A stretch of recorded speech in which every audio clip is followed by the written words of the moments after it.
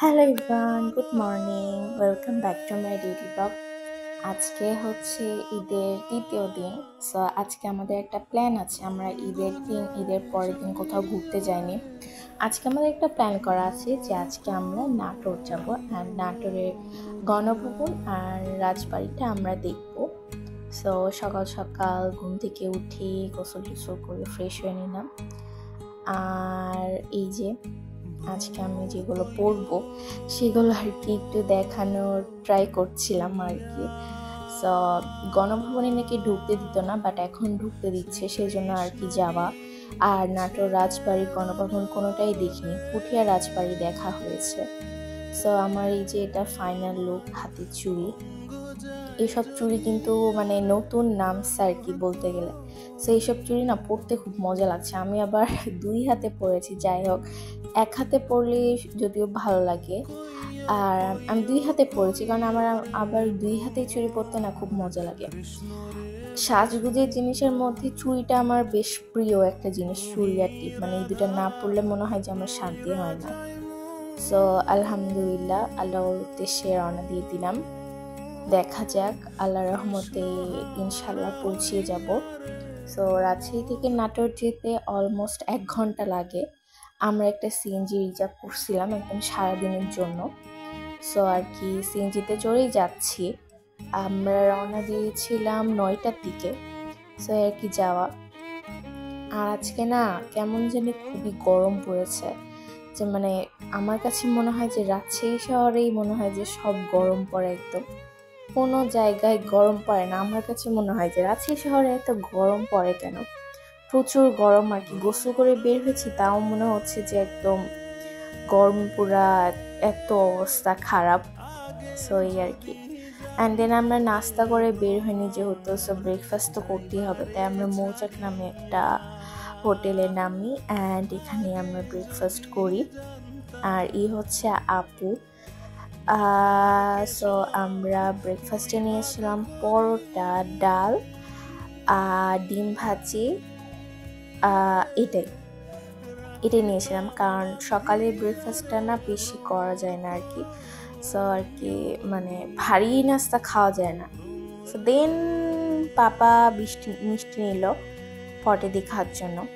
And কিছুক্ষণের মধ্যেই আমরাই তো পৌঁছে গেলাম নাটোরের গণভবনে। বাট এত মানুষ, মানে আজ ঈদের তৃতীয় দিন তো প্রচুর মানুষ।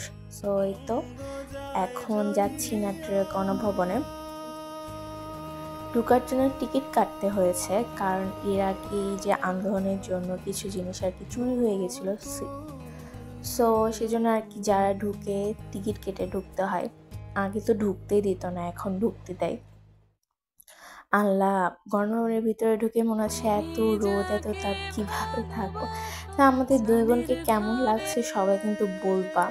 আমরা আজকে কিছুটা ম্যাচ করে পড়েছি, মানে আপু পড়েছে একদম নেভি ব্লু টাইপের, আর আমি পড়ছি সি গ্রিন কালার বলতে পারো আর কি। তো দুইজন আর কি ম্যাচ করে পড়া। দুইজনকে কেমন লাগছে, মানে আমাদের চারজনকেই কেমন লাগছে সবাই কিন্তু বলবা। স্যার এই আর কি হেঁটে হেঁটে যাচ্ছি এখন।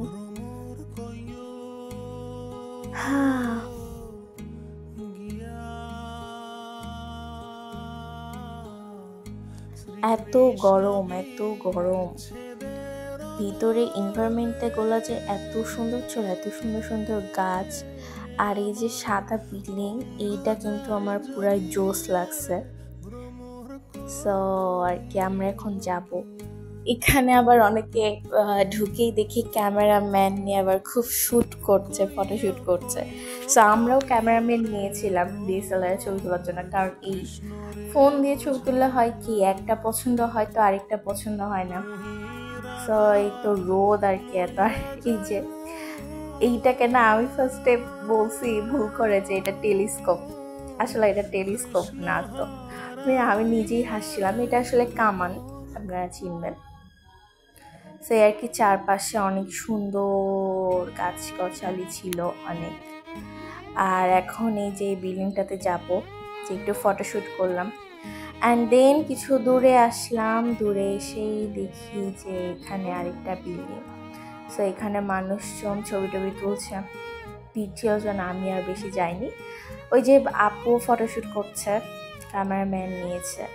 সো এই আর কি। এত গরম, গরমে না মনেই হয় না যে ছবি তুলে। আমি যদিও আজকে বেশি ছবি তুলিনি গরমের কারণে, প্রচুর গরম, মানে পুরো ঘেমে গেছিলাম, সেজন্য আর কি ছবিও ভালো আসেনি। সেজন্য আমি আর কি ছবি টবি তুলছিলাম না। মামুনি যে এখানে এসে ছবি তুলতে লাগলো, আপু ছবি তুলে দিচ্ছিল। কিছুক্ষণ পর একটু ঠান্ডা ঠান্ডা বাতাস হচ্ছিল, এটা ভালো লাগছে আমার কাছে। অ্যান্ড দেন আমরা একটা মাঠ টাইপের জায়গায় গেলাম, এখানে একটু ঠান্ডা বাতাস ছিল। দেন এখানে যেহেতু কিছু আনা হয়নি, সে ঘাসের উপরেই বসে গেছে। অ্যান্ড মামুনি বাসা থেকে পেঁপে নিয়ে আসছিল, দিয়ে সবাইকে বলছিল খাওয়ার জন্য। এই তো বাবাকে দিচ্ছিল, খাচ্ছিলাম বসে থেকে। একটু ঠান্ডা ঠান্ডা বাতাস হচ্ছিল, তো আরাম লাগছিল খুবই। মামুনির এইসব আর কি আমি ইচ্ছে করে দিছি, আমার খুব ভালো লাগছিল। সো এই আর কি, এখন চলে যেতে হবে, এখন রাজবাড়ি যাব। সো বের হয়ে গেলাম সেই জন্যে। বাই দা ওয়ে, তোমাদেরকে একটা জিনিস দেখানো হয়, তার দেখায়।